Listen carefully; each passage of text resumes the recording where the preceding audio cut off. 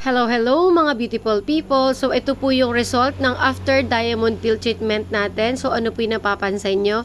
Di ba po luminis siya, kuminis at nag-blooming ang skin ni client. So ito po nga treatment na ipinapakita ko po sa inyo is a diamond peel treatment at ito po nga ginagawa ko po nito, it's a muscle toning at muscle toning po ay nagmamassage po sa skin or sa face ng ating client. So bukod po sa massage na ginagamit ang ating kamay, yung ating manual massage, meron din po tayong nagmamassage na machine. So ito po ang muscle toning, and the next one is a brush.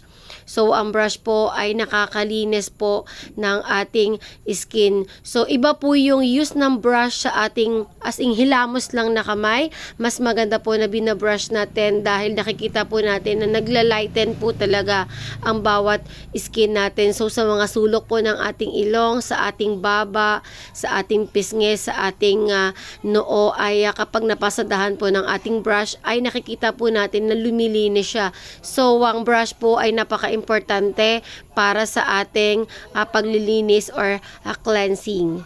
And then, after po ng ating brush, tayo po ay mag-steam. So, ang steam po natin ay tumatagal po ng 5 minutes to 10 minutes po para po mag-close ang ating, mag-open po ang ating pores. And then, the next one is vacuum. After po ng steam, ay magvo-vacuum po tayo. So, ano po ang vacuum? Ang vacuum po ay nagtatanggal or sinisip-sip niya, sinasuction niya yung mga mabababaw na mga whiteheads and blackheads. And then, yung mga malalalim po, yung nasa mga ilalim na parang mga balahibo, ay itinataas niya po, inaangat niya po ito. So, nakakadali po ang pagpiprick sa akin, yung aking pagtanggal ng mga whiteheads and blackheads. So, malaking tulong po sa atin ang vacuum. And the next one is hot and cold treatment. So, ang hot and cold treatment po ay ito pong red light na to, ito po yung hot, ito po yung mainit. So, nakaka-open po ng pores. So, pinrick natin si client kanina, and after pricking po, ay ito po yung ilalagyan natin ng hot treatment. Actually, hot and cold treatment po ito, no? Pang-close, pang-open, at pang-close ng pores.